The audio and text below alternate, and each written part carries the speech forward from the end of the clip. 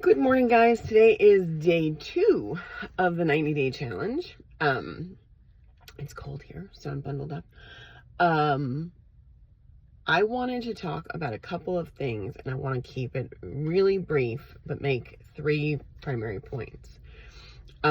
First, there is a assignment for today. So yesterday you chose your word, and that was about setting an intention. And today I want you to find your why, because whatever it is that drives you to do something is going to keep you making that a priority. And in each of the classes that we teach, we spend a little bit of time talking about your why. And sometimes your why evolves and it changes as your life changes, just like your plan changes as your life changes, and that's fine. But what I want you to do is come up with what your why is right now for this 90 days and drill deep. So there is a post that explains how to take the thing you want and drill down into something more specific. So as an example, if your why is superficially to lose weight, that's not actually your why. Why do you want to lose weight? What is going to change if you lose weight? Who besides you is going to be impacted? How will you and others be impacted by that? So I'll just keep with weight loss as an example. So if you want to lose weight, that's not really your motivation. Everybody wants to lose weight, but will you do the things it takes to do that, right? So why would you want to do that? Well, it might be because you want to get off of your medications, or it might be because you want to, look good at an upcoming event. I just had my 30th high school reunion. So maybe you have something coming up and you want to look good or impress people or whatever it is. Maybe it's because you're about to have your first grandbaby and you can't get off the couch. And so you know that there's no quality in being a grandparent if you can't play with that baby. You can't keep up with your grandkids. You can't do things with them. Or maybe you are on so many medications that you might not make it to see your children get married or have children of their own. Drill down deep into what it really means to lose weight or get healthy, because losing weight and getting healthy is the superficial side of things. What is it going to mean to you in here and in here if that actually happens? What are the things you cannot do right now because you're carrying around an extra 15, 20, 50, 100 pounds, right? What is it going to feel like for you when you finally get to that goal? What is it going to look like for you? How is your life going to change? How are your relationships going to change? How are your children going to look at you differently when they see the effort you've put in, the dedication that you had, the fact that you stuck with it for that entire time and you reached your goal, right? So when I first started, and I tell this story in the classes as well, my motivation to lose weight and become healthier was really because I wanted my kids to see that anything was possible. And I wanted them to see that they didn't need anyone else, that they weren't ever going to need a doctor. They weren't ever going to need someone else's advice, that all the answers lied within them and they could get there the same way I did, because everything that anyone had ever told me in my whole life had been a lie. And I was hell-bent on turning that around and then becoming for them a symbol of hope, inspiration, dedication,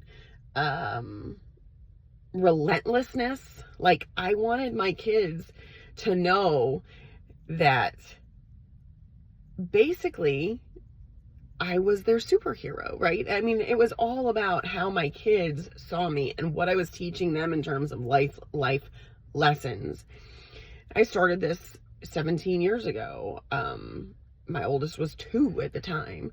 And so now she's 19, turning 20, and things have changed. My motivation has changed and my why has definitely changed. But I stuck with it when I didn't want to do the things, because I knew my kids were watching. Now I know that all of you are watching, right? All of you are watching what I'm doing. My kids are watching what I'm doing. Their friends are watching what I'm doing. The public is watching what I'm doing.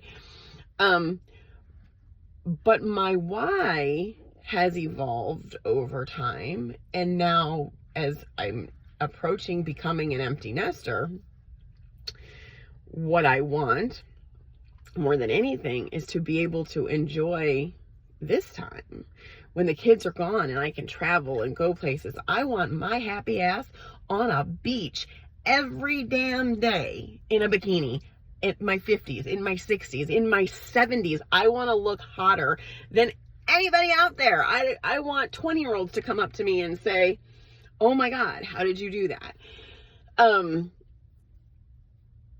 I want to have more energy in my 50s and 60s than I did in my 20s and 30s. I want to do more things, go more places. My goal is to leave the United States and live somewhere else. And, so I want to have the kind of health and vitality and vibrancy and energy that it takes to be able to do all the things that I've waited my whole entire life to be able to do. So that's your why. So that's the first point I wanted to make, and I'm running out of time, so I want to make 2 more points. The second is about why do we do the challenge, right? Why is there a personal development aspect? Why is there a self-care aspect to this? You might say to yourself, look, I only signed up to lose weight, or I only signed up to fix my blood pressure or change my diabetes and bring my blood sugar levels down. Okay. But what are the things that prevent you from doing that? Because if it was that easy, everyone would do it all the time. The reality is that in order to make a lasting change, you have to change the 4 inches between your ears. And I say this all the time. Your subconscious is your biggest obstacle. The things you've been told, the things you've told yourself, the lies that keep you captive, right? So by focusing on intentionality and accountability, self-care and personal development, you actually change this space. Now, the changes that you make, the good habits that you create, become second nature to you, and you actually overcome the real obstacle, which is you.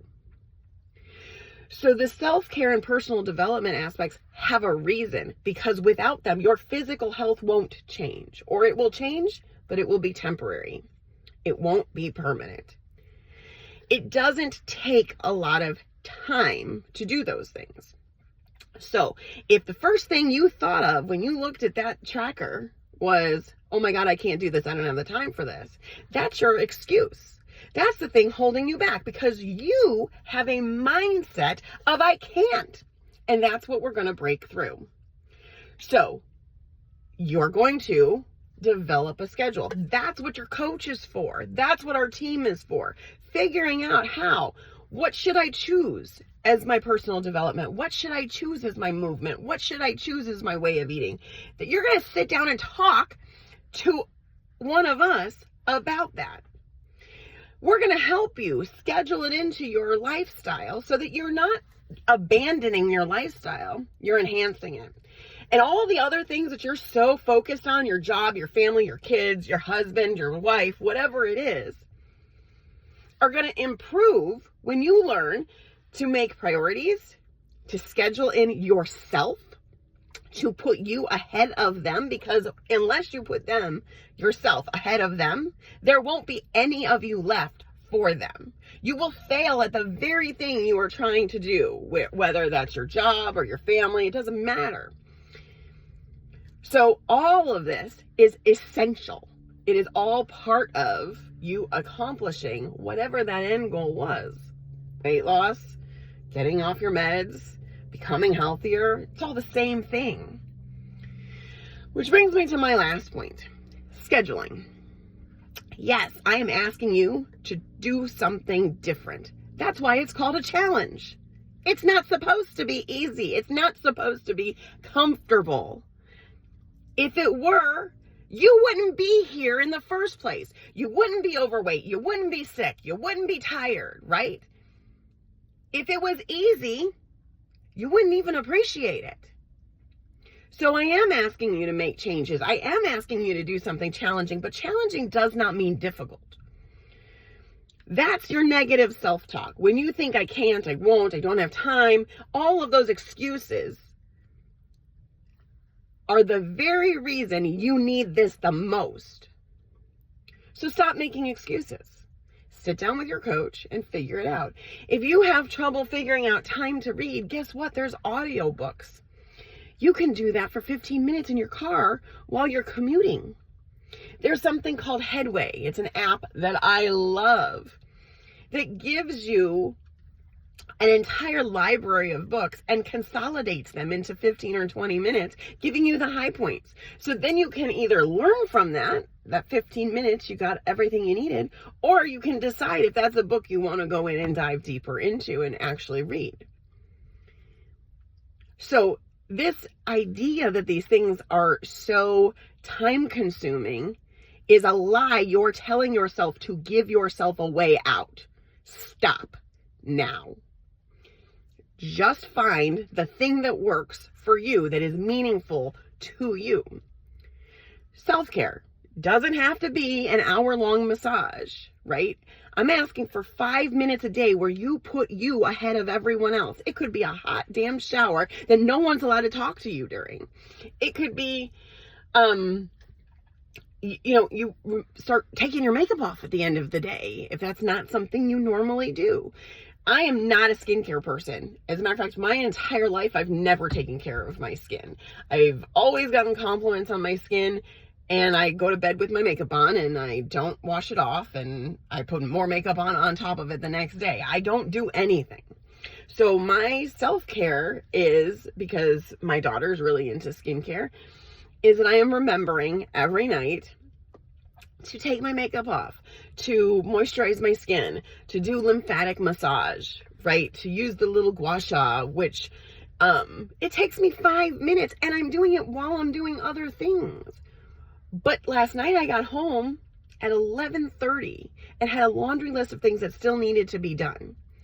And I still found 5 minutes to do the gua sha, take my makeup off, brush my teeth, have a routine.